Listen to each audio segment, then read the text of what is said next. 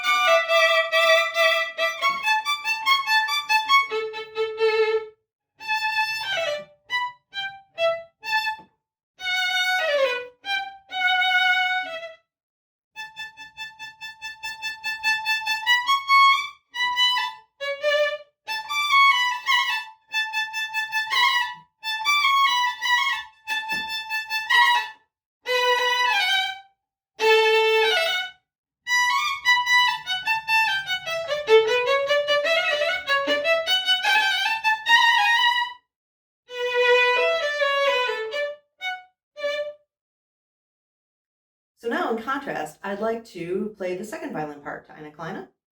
Notice at the beginning, the second violin part is identical to the first violin part, and then it right quickly moves into a very notey rhythmic passage.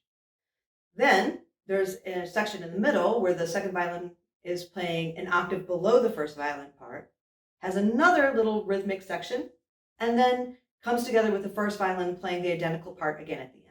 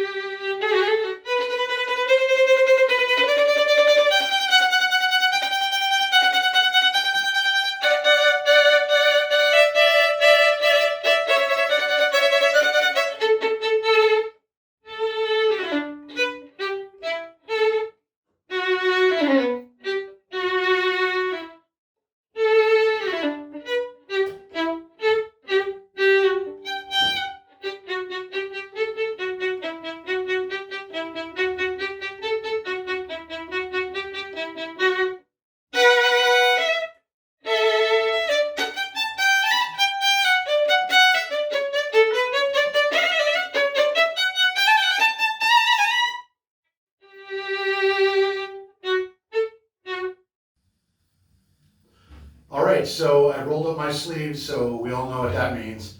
It means it's bass time. So one of the things that I wanted to share with you is one of the things I get often asked about the most by patrons or people that aren't bass players is, what is it you've got on that's sticking off of the scroll there?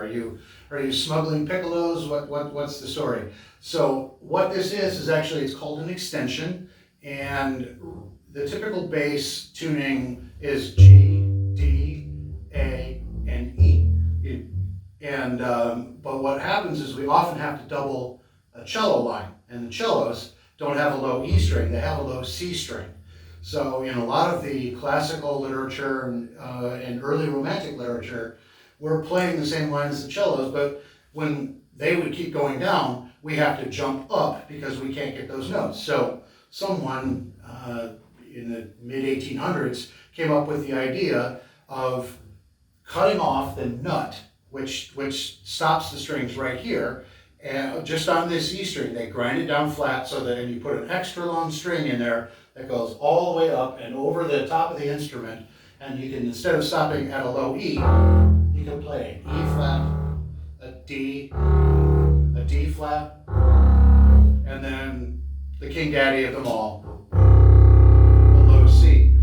And of course, it's really low. A lot of people feel it more than they hear it, but composers really like the sound of it, especially Brahms, Mahler, Strauss, Shostakovich, and by the time they were writing music, it was common for an instrument in the bass section to either have an extension or to have 5 strings on an extra low string on the bottom. So the beginning of Thus Spake Zarathustra, which most people know as the theme from 2001 by Strauss, actually starts with a low C.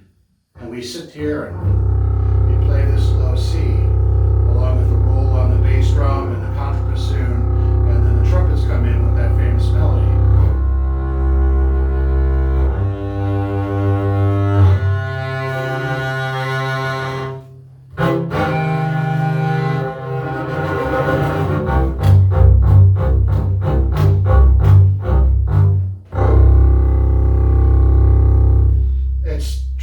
Satisfying to play.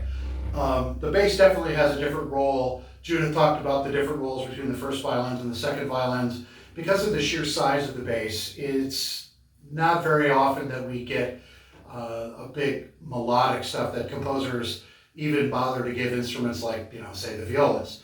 A lot of the time we just become the in every pa, but bass playing has evolved since the early days when the bass was really pretty much just viewed as a sound-producing piece of furniture.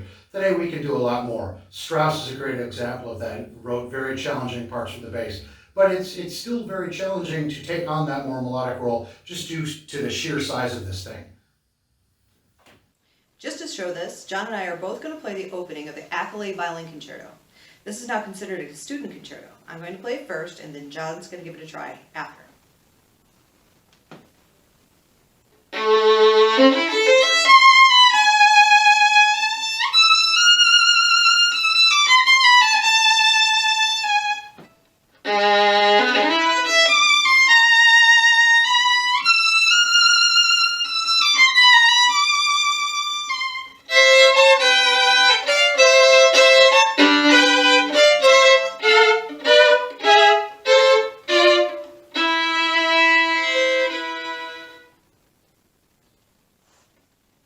All right, well, here goes nothing.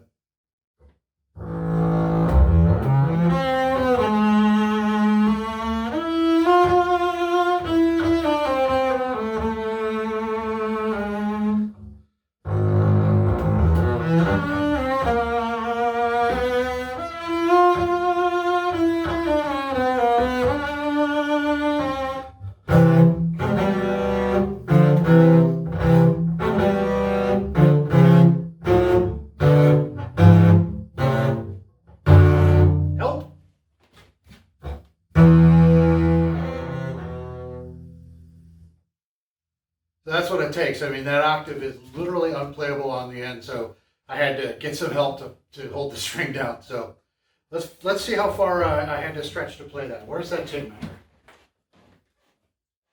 All right, let's see how much ground we had to cover here.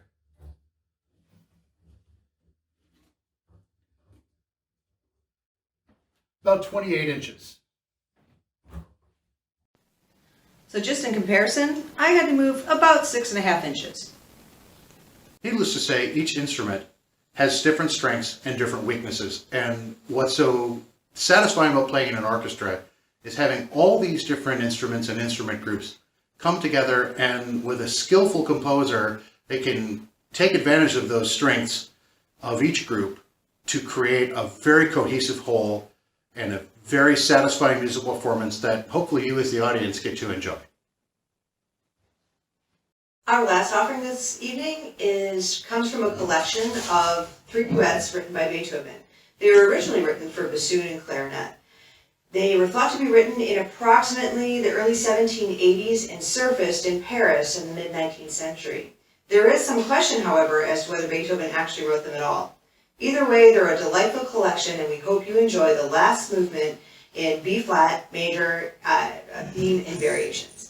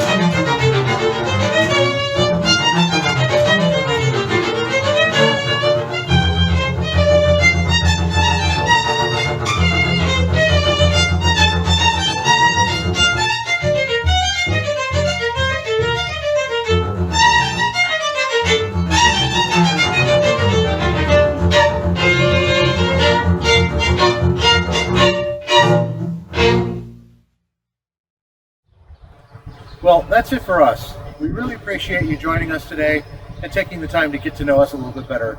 We really hope you enjoyed the musical selections we played for you today. Thank you so much, and we look forward to seeing you back at the Temple Theater.